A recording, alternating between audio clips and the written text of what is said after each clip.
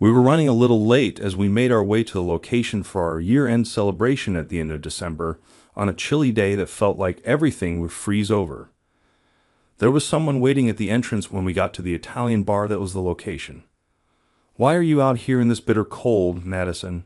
You're trembling and your face is so pale. Why do you not go inside?" Madison, a new employee, smiled strangely in response to Megan's statement. "A country bumpkin with only a high school degree, they told me, has no place at this gathering. How about you wait outside?" Her fake smile vanished as she spoke, and she started crying. As we made our way to the location, my junior, Megan, yelled loudly, "Those guys," and looked at me. "James, is it okay if I give them a piece of my mind?" I quietly halted her before she could storm into the bar after rolling up her sleeves. I said, "Leave this to me," and then I dialed someone. James is my name. My mother reportedly died while giving birth to me. At first, my father avoided me since he had lost his loving wife. However, by the time I was old enough to recall, my recollections were replete with my father's great love for me, perhaps because I looked like her even as a boy. It must have been difficult to raise a child alone, though. I don't have many recollections of my father from when I was in preschool because I was frequently taken to stay with my grandma. Fortunately, my father made enough money to keep us comfortable. However, I frequently ate meals by myself at home after starting elementary school and my grandparents moving into a care facility, which made me feel alone and lonely. I began learning how to cook in the hopes of spending more time with my father and being of assistance to him. I believe I performed rather well for a student in elementary school. I even began preparing my father's lunch once I mastered the art of cooking. I got really excited when I heard him say, "Thank you, it's delicious," and my interest in cooking grew. My father made time for me on the weekends, but weekdays were usually lonely. I treasured those weekends because they were my only opportunity to spend time with him each week. I read novels that had belonged to my mother most of the time during the week. Reading the books she had gathered provided me an idea of what had touched her heart and what sorts of stories she had enjoyed, even though I didn't have any recollections of her. It lessened my loneliness and gave me a sense of connection to her. Eventually, I became a voracious reader, completely hooked on books. In preschool, the other kids would ask, "Why doesn't James have a mom?" By the time I entered elementary school, rumors got worse. James' mom must have cheated and left him. I saw that on TV. Or, "Poor James, his dad's probably so strict because his mom isn't around." The baseless gossip made me hesitant to make friends, and I ended up spending most of my time alone. That's why books became like dear friends to me. Even though I was a loner at school, things changed when I was in 4th grade. "All right, everyone, take your seats. We have a new friend to introduce today. Nice to meet you all. My name is Matthew, and we just moved to this area. I love playing sports. Looking forward to getting to know everyone." Matthew, a bright and friendly boy with great athletic skills, quickly became a popular figure in the class. It was about a month after Matthew joined that I was sitting alone as usual reading a book. "Hey, that's a great book. Do you like it?" Matthew had come over to talk to me. "Yeah, this is my 5th time reading this series, but it never gets old." That's how Matthew and I bonded over books. On days when Matthew didn't have club activities after school, the two of us would go to the library, read together, and share our thoughts about the stories. One day, during a casual conversation, I mentioned to Matthew that, being from a single-father household, I often ate my meals alone. He immediately responded, "Why don't you come over and eat at my house? You're always welcome." I was thrilled and eagerly accepted his invitation to visit his home. "James, welcome." "Oh, so you're James. Matthew always talks about you. Come on in before the food gets cold." Matthew and his mother warmly welcomed me, and I sat down at their dining table. It was dinner time, but Matthew's father wasn't around. Curious, I tilted my head, wondering if he was working. Then Matthew said, "Oh, I forgot to tell you, we're a single-mother household." I was a little surprised, but simply replied, "I see." I knew very well how much I hated it when I talked to my classmates about being from a single-parent family. They would look at me with pity or curiosity, and it made me uncomfortable. But when I told Matthew about it, he treated me the same as always, talking to me normally and even inviting me out for a meal like this. I also never brought it up, and the way I treated him hadn't changed at all. That seemed like the best approach. Then I took a bite of the meal Matthew's mother had prepared. It was incredibly delicious. The food I'd made for myself, or the meals I'd cooked with my father on weekends, were great too, but this felt fundamentally different. So this is what they mean by a mother's cooking. I silently marveled, deeply moved. Matthew and his mother watched as I quietly wiped away a tear, eating enthusiastically while muttering, "It's delicious." "If you'd like, James, you're welcome to come eat here anytime." From that day on, I began having dinner at Matthew's house about twice a week. Their kindness gave me so much comfort. But as life often goes, partings come unexpectedly. In 6th grade, my father's job required us to move, and I had to change schools. This meant I had to leave Matthew behind. Still, he was my best friend. Even after we started middle school, we stayed in touch. During summer and winter vacations, we'd visit each other and chat about anything and everything.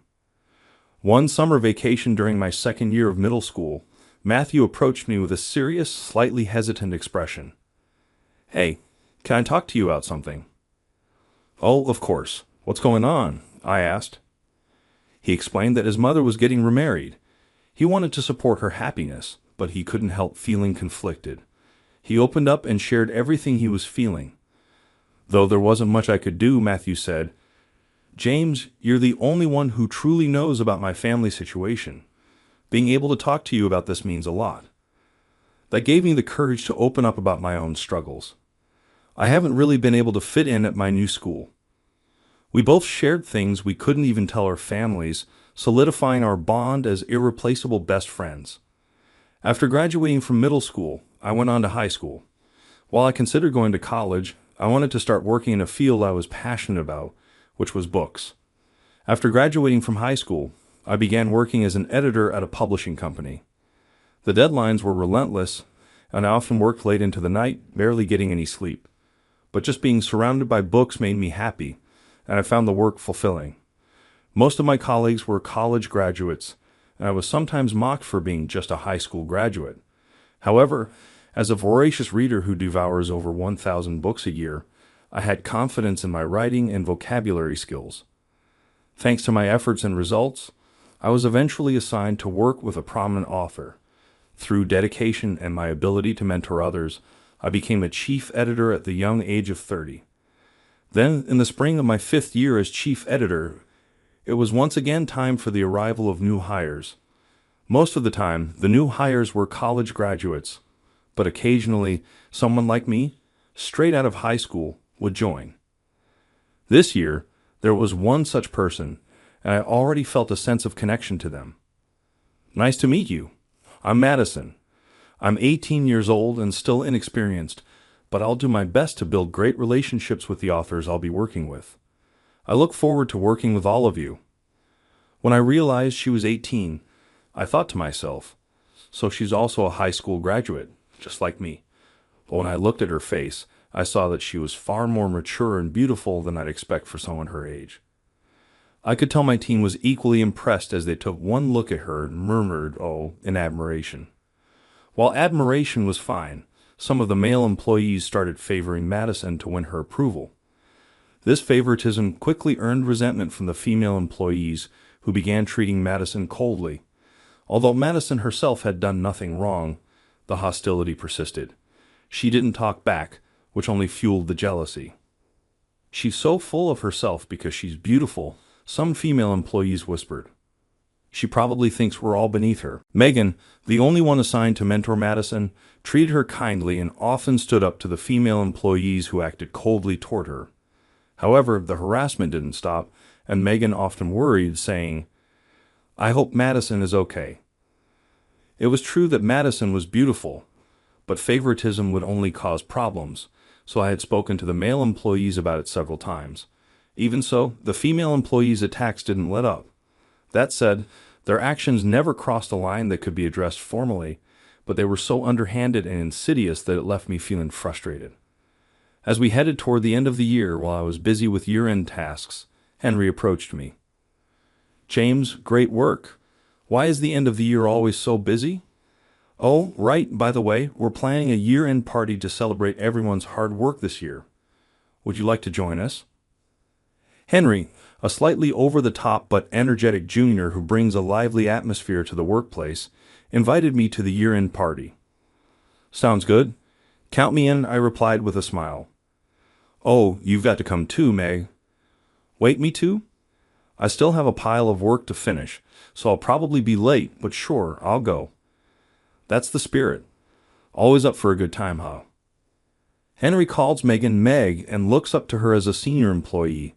If she joins the year-end party, it's sure to be a lively and cheerful gathering.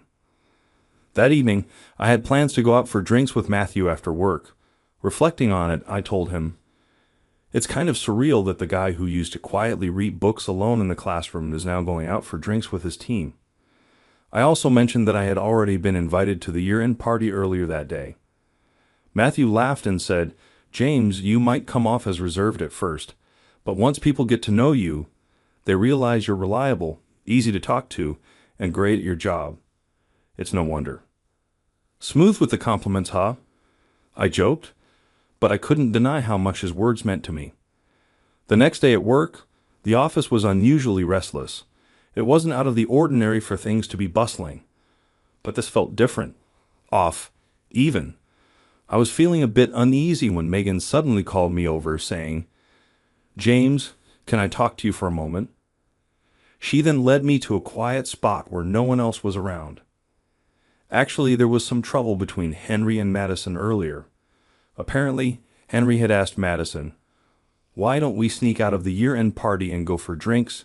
Just the two of us." The favoritism toward Madison had all started because of Henry, and everyone in the team had already noticed he had feelings for her. But it seems Madison firmly rejected him. Afterward, Henry reportedly left with a parting shot, saying something like, "You'll regret this," which left everyone murmuring, wondering if things were okay. Henry was popular and cheerful, known for going out drinking with women often. He probably hadn't expected to be turned down. Well, Henry is a bit of a clown sometimes. I'll talk to him and smooth things over. Although I told Megan as much, I ended up so swamped with work that I didn't have time to follow up. Before I knew it, it was already the day of the year-end party. As expected, the workload was heavy at the end of the year, and I had to work overtime, meaning I would arrive late to the party. Henry had offered to help, but I told him, "You're the organizer this time, right? Don't worry, I'll wrap this up soon. Go on ahead and get things going at the party." Megan, who was also staying late for a separate task, eventually finished and said, "Finally done. Wait, James, you're still here? Let me help you." I tried to refuse, but she insisted. "I'm part of the late-night crew, too." "It's not a big deal. Besides, going to the party alone would be awkward. Let's just finish up and go together." Grateful for her help, I accepted. As we worked, Megan brought up her concerns about Madison. She's being left out by the other female employees in the office. She's new to the city and doesn't seem too bothered on the surface, but she must feel lonely deep down. I'm worried about her. Yeah, that's been on my mind too. Megan's great at looking after people, so Madison isn't entirely without allies. But still, the more old-fashioned employees seem to be especially hostile toward her, and that's concerning. That said, in this day and age, saying the wrong thing could easily backfire, so I'm not sure how to handle this. I admitted, sharing my own concerns. We shared our frustrations as we worked, and before long, we were finally done. Since it had already been about an hour since the year-end party started, we hurried toward the venue. When we arrived at the Italian bar where the party was being held, I noticed a figure standing near the entrance. What are they doing out here on such a cold night? I wondered. Just as I realized who it was, Megan said, "Madison, out here in the freezing cold? Your face is so pale, and you're shaking. Why aren't you going inside?" As soon as Megan realized it was Madison, she rushed toward her. With a bitter smile, Madison explained, "Henry and some of the senior female colleagues told me There's no way a country bumpkin with just a high school diploma belongs here. Why don't you wait outside?" As Madison spoke, her strained smile disappeared, and she began to cry. Megan, furious, exclaimed, "Those guys," and exchanged a glance with me. "James, I can go teach them a lesson, right?" she said, rolling up her sleeves, ready to storm into the venue at any moment. I quietly stopped her and said, "Leave this to me." With that, I picked up my phone and called someone. "I'm sorry you had to go through that. Let's head inside for now. It's too cold out here." Madison hesitated, but Megan reassured her, and together we walked into the bar. Inside, Henry was holding a microphone, leading the party with his usual energy. Noticing us, Henry ran over. "James, you're finally here. Oh, and you brought Meg too. Let's get the party going." Henry didn't seem to notice Madison, who was standing behind me and Megan. "Henry, I found Madison outside freezing. Care to explain why?" For a moment, Henry's face tensed, but then he grinned and said, "Oh, come on, James. She volunteered to wait outside as a guide for you guys. I told her to come inside because it was cold, but she insisted." One of the senior women who had helped organize the party chimed in, "Crying just because things didn't go her way. What a drama queen." "Exactly. Hiding behind the men like that. And we all know you turned down Henry's invitation. Honestly, these young women today, picking men based on their salaries, oh shallow." It seemed that Henry, upset by Madison's cold treatment toward him, had come up with this plan and decided to carry it out. I was so exasperated that I couldn't even bring myself to sigh. As I debated how to put him in his place, Henry added fuel to the fire, mocking Madison further. "You're so full of yourself just because you're a little pretty. Unlike a high school graduate like you, I worked hard, studied, and earned my place in this company. You didn't go to college because you hate studying, ended up here by sheer luck, and now you act all high and mighty. Who do you think you are?" Other male colleagues, who had also been ignored by Madison and were clearly drunk, joined in, shouting, "Yeah, that's right," acting all stuck up. "Ha, with just a high school diploma, you should be wagging your tail and buttering up to your senior colleagues like us." They jeered, clearly enjoying themselves. Megan looked like she was about to lose it and start causing a scene. I placed a hand on her shoulder to calm her, smiled quietly, and then snatched the microphone from Henry. "Well then, let's begin our high school graduates-only year-end party," I announced. I spoke calmly but with a clear tone of anger. The sudden shift in atmosphere caused the entire venue to fall silent. In the midst of the silence, Matthew appeared, accompanied by several executives from the company headquarters. "Mr. Henderson, why are you here?" And with the top executives from headquarters. Henry stood there, visibly flustered. "Yes, Matthew is the CEO of the publishing company where I work." "It's you, isn't it? The one excluding a new hire just because she's a high school graduate. Listen carefully, James. Your supervisor is a high school graduate. So is Megan, the senior you admire. And the executives here? All high school graduates. As for me, I took over this publishing company from my father, the previous CEO, 5 years ago. But I never even graduated high school. I dropped out. That's right. I only have a middle school diploma." The entire room was silent as Matthew continued, "Now listen. It's true that college graduates probably worked hard and dedicated themselves to learning in order to gain a wide variety of knowledge.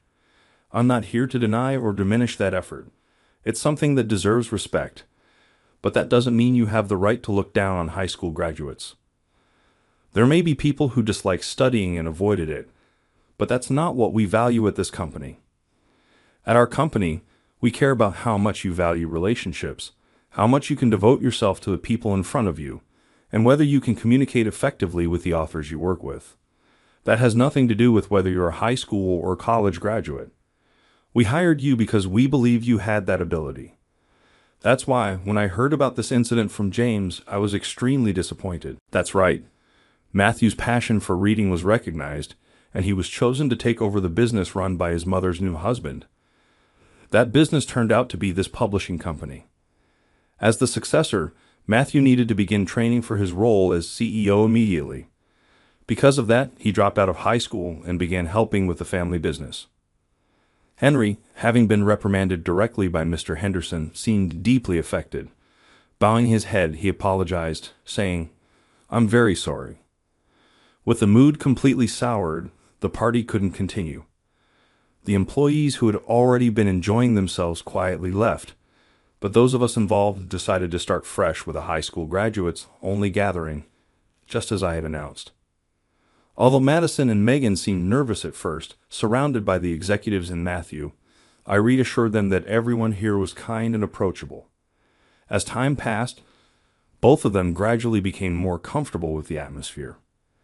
Madison smiled brightly and said, "I've always eaten alone since I grew up in a single-mother household. This is my first time having such a lively meal. It's so much fun." 3 days after the party, however, Henry was still absent from work. At first, the other employees were saying things like, "I guess it's hard for him to show up at work after all that." But by the third day, the rumors shifted to whether he might quit altogether. I, too, initially thought, it's got to be tough to be reprimanded directly by the CEO, and chose to overlook his unannounced absences. But I started to wonder if it was time to reach out to him. Then that evening, I got a call from Henry. Noticing the incoming call, I quickly picked up. Right off the bat, he apologized, saying, "I'm sorry for being absent without notice." As I listened, I couldn't help but wonder if this was the call where he'd officially resign. However, what Henry said next was completely unexpected. "Over the phone like this might not be the best way to ask, but could you assign me to Heather?" Heather is a prominent author of historical fiction. Despite being young, she produces exceptional works that surpass even those of veteran authors. However, due to her youth, she has a much harsher attitude toward her editors and can be quite difficult to work with, offering a perspective that differs from that of seasoned writers. The previous editor assigned to Heather had recently resigned to care for their parents, leaving the position vacant. Finding someone to replace them had been a challenge. Heather was deeply attached to her previous editor and had been dismissive of anyone else who tried to approach her. I had already approached several people, but their responses were the same. "Heather? No way. There's no way I could handle that," they all declined. Still, I wondered why Henry was suddenly so interested. So I asked him. He replied, "I couldn't fully accept what Mr. Henderson said, so over the past 3 days, I met with several of my former classmates who started working right after high school. Some of them told me they took jobs because they hated studying and just wanted to live freely on their own terms with the money they earned. Others said they started working right away to support their single-parent households and help their families.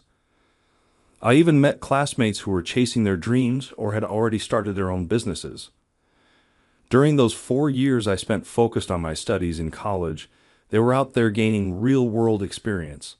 Some of them have grown far beyond where I am now. It made me realize how wrong I was to dismiss high school graduates as incapable or unworthy. Then I thought about why I joined this publishing company in the first place. As imperfect as I am, I love novels and want to support authors. That's why, even if people say it's impossible, I want to take on the role as Heather's editor. Impressed by Henry's determination, and since no one else had agreed to the role, I decided to give him a chance and sent him to meet Heather. "This tea is too weak. Now it's too lukewarm. Can't you see I'm in the middle of writing? Stop talking to me. Actually, stop wandering around. You're distracting me." Heather snapped at Henry again and again. But Henry didn't give up. He thoroughly read all of Heather's works and spoke to her, saying, "Oh, this part is a bit similar to a line from one of your previous works." He continued, "Heather, your talent for emotional descriptions is extraordinary. Especially in the 3rd volume of this series, when that character looks out the window, the emotions conveyed are just incredible. You've read all my historical novels. They're not exactly geared toward younger readers. I'm surprised. As an editor, I believe in dedicating myself to understanding the author through their work. Knowing your writing helps me understand you." Equals. As they continued their interactions, it seemed that Henry had managed to win Heather over. I liked my previous editor because she felt kind of like a mom. But Henry. What is it about him? He's a bit cheeky, but working on my projects with him feels more like creating something with a friend. It's actually pretty fun. I think I can keep working with him, so send Henry as my dedicated editor from now on. Heather personally requested Henry, and the two became known as the ultimate odd team in the department. Henry rose through the ranks to become a mentor to younger editors.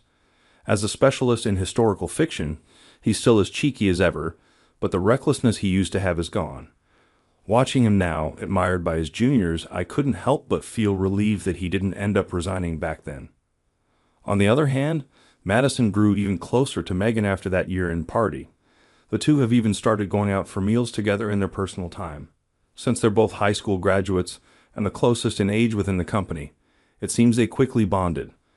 Thanks to Megan's guidance, Madison flourished at work and was soon entrusted with mentoring new hires herself. Watching Madison guide her juniors, Megan and I couldn't help but smile and feel a sense of pride. One day, I heard that our old elementary school was set to be demolished.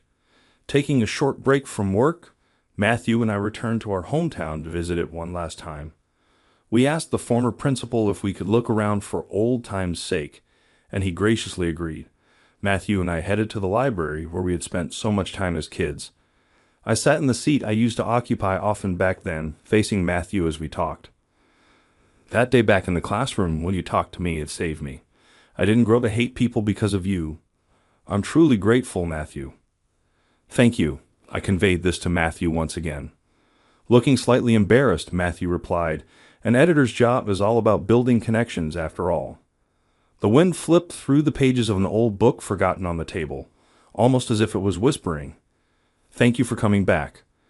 With the start of the new fiscal year and summer approaching, it was a quiet day in May. I decided to visit a bookstore and reached out to grab a novel. At that moment, I noticed another hand reaching for the same book from a different direction. Surprised, I quickly pulled my hand back and glanced over to see who it was. "Megan," I said. The book we both reached for was from a beloved children's series, a bestseller that had been ongoing for over 30 years. Though it was meant for kids, it held a special place in my heart, filled with nostalgia. I wondered if Megan had her own connection to it. Curious, I decided to ask directly. "What a coincidence running into you on a day off. Do you like this series?" "Yes. When I was in elementary school, my parents divorced and I stopped going to school for a while. During that time, this series gave me so much comfort. It's a special one for me," she replied. "Really?" "Actually, it's the same for me," I said. "Wait, you too, James," Megan responded. Realizing we shared similar childhood experiences and a love for the same books, we couldn't stop talking. On our way back, we decided to stop by a cafe. Over coffee, we swapped stories from our childhoods and talked endlessly about our favorite novels. While chatting, I glanced out the cafe window and noticed a young girl sitting alone on a park bench, engrossed in a book. A moment later, I spotted a boy around her age walking toward her, holding the same book. The girl looked up and noticed him as he called out to her. Watching them, I couldn't help but think of my first meeting with Matthew. "It's like they finally found each other," I murmured. Megan, catching my nostalgic tone, smiled at me silently. "Today, I'm attending a wedding. Not just any wedding. It's Henry and Heather's wedding." "James," Megan said. "May, thank you for coming. Well, it's not every day a junior colleague gets married, but honestly, I never thought Henry would end up marrying Heather. Right? To think there was a time people thought he might quit. Henry, you really pulled through." "Ah, please don't remind me. I'm so sorry for those days," Henry said. We exchanged such pleasant and light-hearted conversation. "By the way, how did you manage to win over someone as difficult as Heather?" I asked. "Well, you see," Henry began with a wry smile. "When Heather attended a local class reunion, she was mocked and repeatedly called a middle school dropout. She returned home feeling humiliated. She abruptly called me and demanded, 'Come drink with me,' dragging me along to join her drunken venting session. During that time, I opened up to Heather about my own mistakes, including how I had once looked down on high school graduates. I held nothing back as I shared my regrets. Heather listened carefully before finally saying, "But the fact that you're here taking care of me shows you've learned from your mistakes, doesn't it? It's impressive to not only recognize your failures but also to change. What I can't forgive are people who stick to their prejudices and refuse to question them. But if you've changed, you're not like them anymore." Moved by her words, Henry realized he admired her, not only as an author but also as someone he wanted to protect. He confessed his feelings, and their relationship began. Heather's life hadn't been easy. Coming from a complicated family background, she had enrolled in an online high school, but ultimately dropped out to pursue writing, which brought her the most joy. Her parents disowned her, forcing her to survive on her own. Though her talent eventually made her a best-selling author, her past left her guarded and often difficult to approach. But Henry's persistence melted her defenses, leading them to this moment: marriage. As the ceremony progressed, it was time for the bouquet toss. Henry leaned in and whispered something to Heather, making her laugh softly. When she tossed the bouquet, it sailed straight toward Megan, who caught it perfectly. "Meg, you're next," Henry teased. "I know it might take a while with how clueless he is, but I'm rooting for you," he added with a grin. Megan blushed as Henry waved his hand enthusiastically. I clapped along with everyone else, wondering if there was someone she had in mind. Megan glanced at me briefly, and it seemed like her face turned even redder. Was she embarrassed? At the time, I didn't notice anything. An editor's job is to connect people, fostering relationships and dedicating oneself fully to the person in front of them. The bonds created through books continue to bring people together, and from those connections, even more relationships are formed, spreading further and further. I reaffirmed my gratitude for every connection I've made and for those I will make in the future, vowing to live with that sense of appreciation in my heart.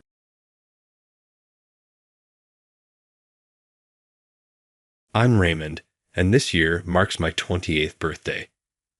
I am employed in sales for a reputable large company. I believe that I perform rather well in sales. This is a result of my hard work at work, as I have never really worked hard at anything else. My father departed due of a divorce when I was too little to remember him, and my mother passed away last year. But ever since my mom passed away, I've been lacking motivation in all aspects of my life, including work. I feel like I'm merely going through the motions at work every day. Something happened after my girlfriend and I broke up. "Raymond, the section head wants to see you in the office." The clerk called to me as soon as I got back from an appointment outdoors. I've never had a good relationship with the department head, mostly because he doesn't understand that I lack motivation. Even though I was the top contract maker last month, it appears he doesn't like it. Dealing with him is a headache since he picks disputes over the most insignificant things. "This is Raymond. Could I please enter?" I went to the manager's office and knocked on the door. The head of the section and the manager gave me a harsh look. "Can you explain what this is about?" I was working on an annual contract with a major client when the department head put it in front of me. I had just delegated the task to a junior team member at the team leader's request. Put another way, it was an undertaking that was beyond of my control. Why would you give this to a junior student in such a half-finished state? That is careless. The section head began yelling at me as I was considering what was going on. He believes he can achieve what he wants by threatening and screaming at me. It's obvious that the department leader, who appears to be misinformed, wants to place all the responsibility for this failure on me. All he's saying is negative things about me. After the contract went from me to the junior, I believe the section head likely wanted to take credit for it as his own achievement. The junior came to me the other day and told me he felt that his job had been stolen, which is proof of this. If it worked, it would be to his credit. If not, he could get rid of me, which would be a pain in his side. Very sly. I remained silent as my boss proceeded to chastise me. The manager did nothing but observe. Finally, he gave me my notice of transfer. "You're being transferred." Demotion to a client-centered factory was the new task. I accepted the notice without question since I was so exhausted. After that, I looked up the location of my transfer and said, Alaska. There, is it not freezing? My remark caused the manager's veins to burst in his forehead and ended the stillness. Is that all you have to say? The manager then gave me an hour and a half of lectures. Man, this time of year, being seconded. How on earth did you accomplish that? When the factory manager came to see me, he laughed and said this while carrying the transfer notification. I mean, it was a strange time for a transfer. Anyone would think I did something wrong. The factory where I was posted was in the suburbs of Anchorage, Alaska. Being from Los Angeles, I detest the cold. It's freezing for me, even though it's the south of Alaska. There was no trace of summer at all, even though it was almost here. I'm excited to collaborate with you. I've been informed that I will oversee general affairs. Since I have experience in sales, I rely on your direction and rigorous education. Everyone applauded warmly as I bowed deeply and entered the office. I recall that when they responded, I felt relieved and my shoulders relaxed. I was given a room in an old apartment complex as company housing. I've heard that a large number of workers and students who are away from home reside here. The room next to me was occupied by a young man. I suppose he's quite the player, since even though we've just said hello a few times, he always appears to be with a different woman. Perched on a hill, the apartment offers a distant view of the sea. The city lights are stunning at night, and my favorite thing to do after work is open a can of beer and enjoy the view from the balcony. I saw a few kids with paper lanterns in their hands today as I made my way back up the hill to the apartment. It was that fleeting moment in the day between dusk and dawn. I had the impression that I had entered a new dimension. It wasn't until I saw a big bamboo decoration in the daycare's playground halfway up the hill that I realized it was July 7, the day of the Star Festival. The kids are presumably attending a festival. I opened the door to my apartment, thinking that. I undid my necktie and went straight to the refrigerator to get a can of beer. I immediately stepped outside to the balcony and uncorked the drink. On the slope, paper lanterns were swaying in different directions. The children singing caught my attention as they sang about tassels on bamboo. It's the Star Festival. It had an odd vibe to it and sounded like a kid's song I've never heard before. It's not that horrible to learn little by little about the unknown parts of our region. That was the first time I had thought like that since my transfer. Someone was knocking on my door at that very moment. Nobody in this place knew me well enough to come see me. Without checking the intercom, I opened the door, assuming it was the landlord or the factory manager. A beautiful woman dressed in a robe stood in front of the door. She carried a paper lantern and was dressed in a robe of white and blue. She looked down shyly and sung in a soft, hesitant voice the song the kids had been singing before. For the Star Festival, bamboo, let's rejoice. Please, I need a candle. She buried her face in my chest and put her arms around my neck the next second. I hope she'll pardon me for putting my arms around her waist out of impulse when I'm hugged by a stunning woman in a robe that I just met. I'm shocked when she says, I want more than just a candle.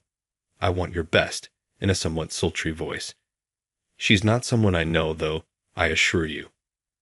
I had to say something for her honor, and I said, I think you've got the wrong guy. I hope she'll forgive me for speaking louder than I meant to, but I was scared too. Aren't you, Jack? She looked up at me, actually seeing at my face for the first time, startled by my voice. Well, not at all. My name is Raymond, I said with a sardonic grin. It seems that she thought I was her boyfriend. In an instant, her face flushed beet red. I could see her long eyelashes trembling around her wide-open eyes up close. I apologize so much. It appears that I made a mistake, she said, pulling away from me in a hurry. At that precise moment, the door from the adjoining room opened, revealing a happy pair, with the young woman referring to the man as Jack. I realized then what was going on. The sight of the two of us froze the beauty in her robe. The man turned to face us, and she ducked into the front door of my flat to avoid his stare. She pushed me, and I crashed back against my front door. How strange fate is. I was knocked down and imprisoned by a stunning person at the entrance. I waited in silence as the noise of footsteps from the other room subsided in this state. The last pair's footsteps were eventually drowned out by the sound of an elevator door opening and the pitter-patter of tiny feet. I questioned her, softly pulling off her body. "Are you okay?" With a stunned expression, the stunning woman in her robe withdrew from me and took a seat. Her side profile was lovely, but a little depressing. "I apologize. In addition to making a mistake, I also started this annoyance." I truly wanted to take him by surprise. She apologized to me, lowering her head and gripping her robe tightly. One tear fell to the back of her tightly closed fist. I went to stroke her shoulder in an attempt to console her. But at that moment, the partially open front door flew open. "Star wishes on bamboo in honor of the Star Festival. Let's rejoice. Please give me a candle." Children dressed in robes were standing there, singing a joyful song and each holding a lantern. They extended their arms. All right," exclaimed the stunning woman dressed in a robe. She took out sweets from a plastic bag she carried and started giving them to the children. The kids gleefully rushed off toward the next house, carrying candies. It was uncannily similar to Halloween, and I watched the spectacle play out in silence. "Is this something like trick or treat?" I inquired with the attractive woman wearing a robe who was dropping off the kids. The robed beauty gave me a startled glance.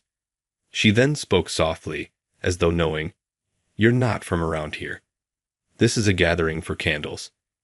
Kids wander around houses like this on the day of the Star Festival in order to collect candy.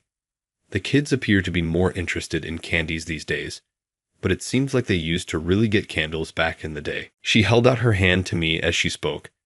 I was able to stand at last, thanks to her support. "I feel ashamed. I try my hardest, but it didn't work out," she remarked, appearing somewhat relieved. "I made an attempt because I've been told since high school that I'm not cute. Rather silly, huh?" The attractive woman in a robe appeared to be a neighbor I knew a little bit. I reasoned that perhaps he might pick me among the other women. I'd wanted to console her since I was feeling down, but I was at a loss for words. She smiled slightly at me while I remained silent. She then repeatedly apologized to me and gave me a gift of a mound of candies. I ought to have gotten her name. With a gentle chime, the elevator doors closed, and I was a little regretful. A week later, I saw the beautiful woman in a robe once more, this time at the manufacturing office. I didn't recognize her at first as she had changed so much in appearance. She introduced herself as, "I'm Alice Mitchell, the consulting attorney," as she put on her elegantly tailored black suit. The subtle yet expertly applied makeup looked great on her. Her lips were painted a delicate beige, but they were a charming pink when she wore a robe. "Thank you for the other day." When she whispered in a voice only I could hear, I had to look twice. She appears to be this factory's legal advisor. The plant manager says she's a very competent female lawyer who operates a law office close to the company residences. Alice approached me, startled by the sudden reunion, and said, "I wanted to apologize for the other day." You already know our friend," I replied. "Alice, pay attention. Alice has never been lucky when it comes to guys. She recently developed feelings for a young man. Having known Alice since she was a young child, the factory manager began to spread rumors about her personal life. Alice covered the manager's mouth with her palm in a panic to silence him. "You don't have to talk about that."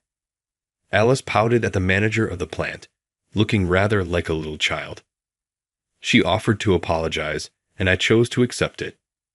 We decided to meet for supper and trade phone numbers.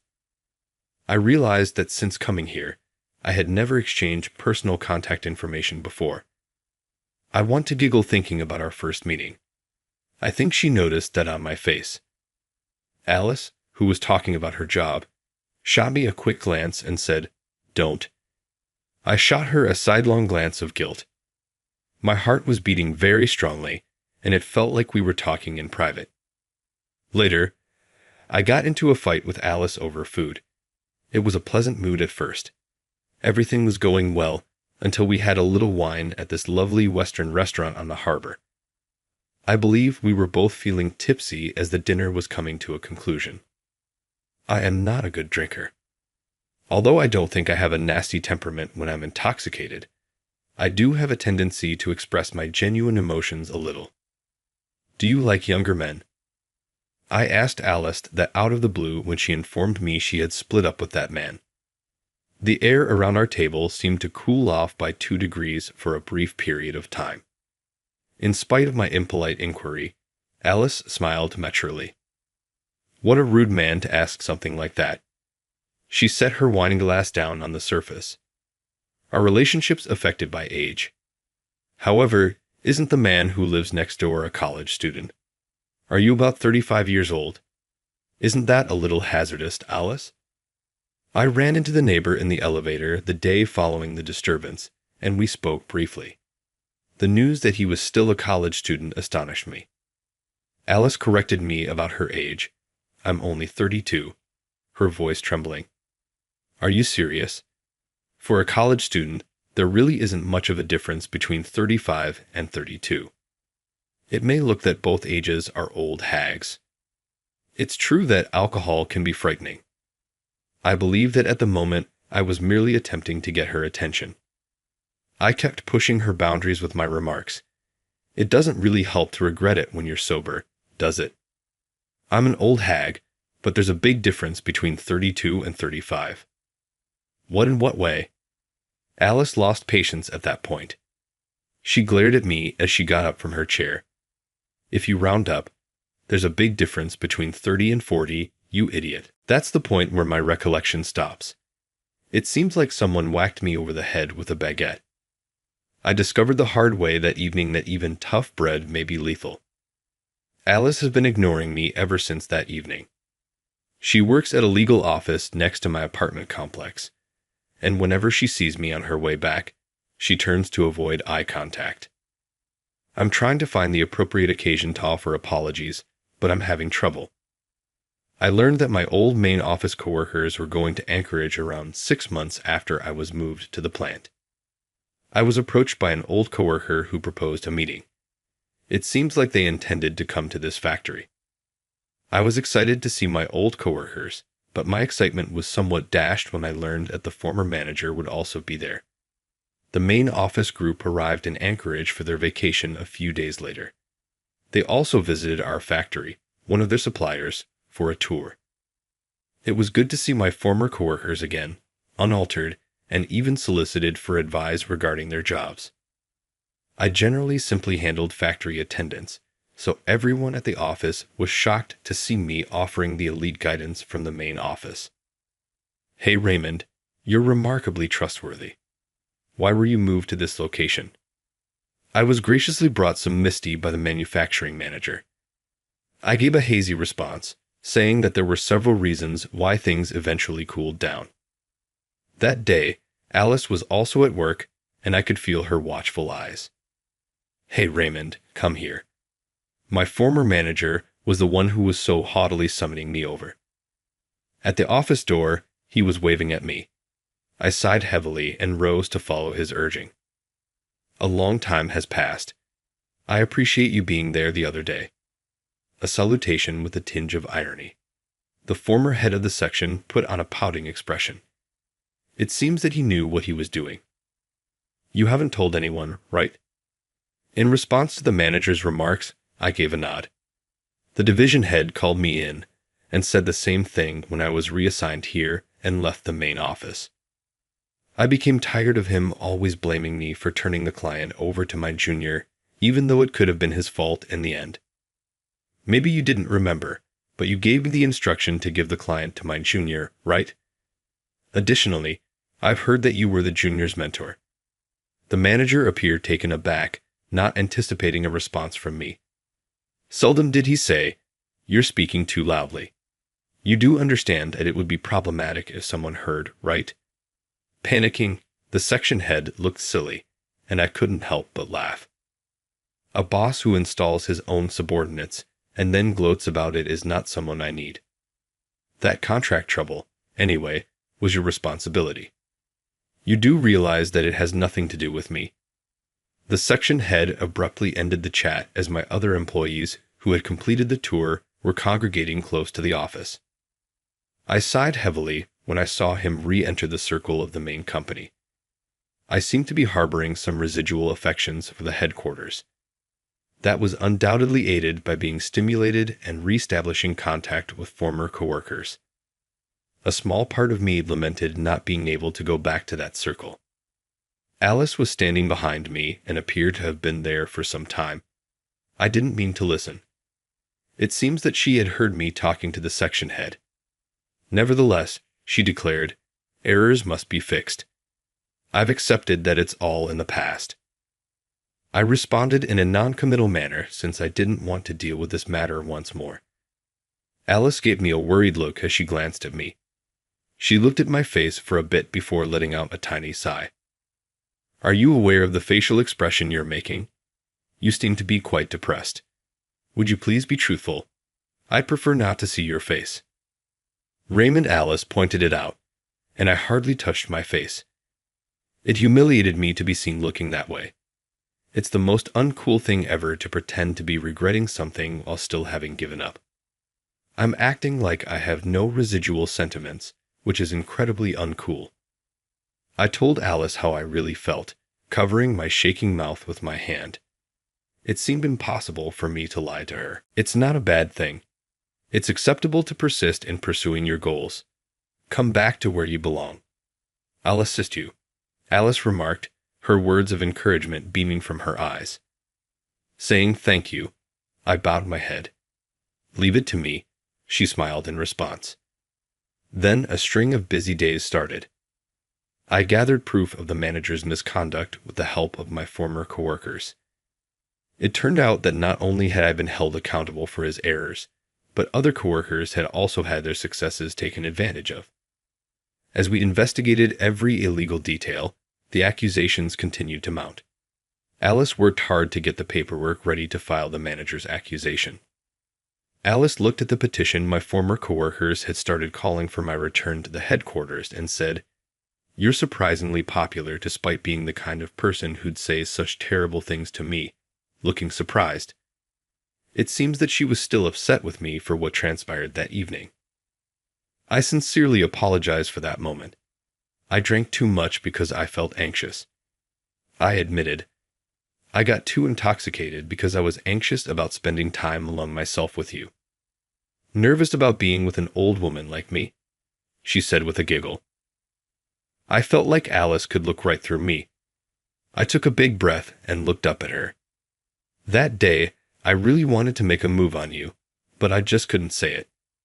Alice smiled contentedly at what I had said. Then she abruptly ended the talk by saying, "We'll continue this later." My confession seems to have been ignored. Subsequently, the head office successfully accused.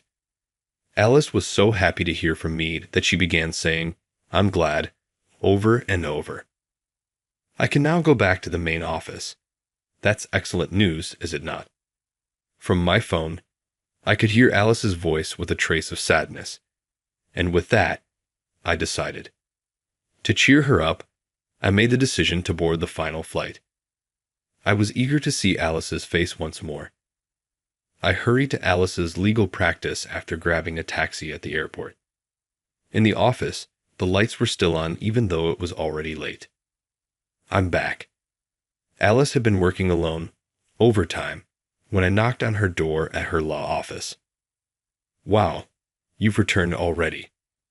Greetings on your arrival back to headquarters. When will you return?" Alice dropped the documents she was studying and began to spin her pen on her slender fingers. Her cheeks were flushed a little. "Are you going to bring in a secretary? I believe I could perform the task fairly effectively." Startled, Alice let her pen fall to the ground. "What? Why? How is the headquarters doing?" I choose to be truthful with myself. I informed her that I had filed my resignation and turned down the invitation to go back to head office. All I want is to spend my entire life with you, Alice. Is that detrimental? There's no reason that would be bad. She gave a halting response. She probably showed me that it's okay to struggle toward the future you want, and that it's not something to be ashamed of. She also made me realize, for the first time in my life, how important it is to be true to yourself. Yes, but you're not hiring here. Forward your resume to the management of the factory. Her tone abruptly changed to one of business, and I missed the reddening of her cheeks. She is my eternal partner in life. I want the future to be one in which she is at my side no matter what, and I will stop at nothing to make that happen.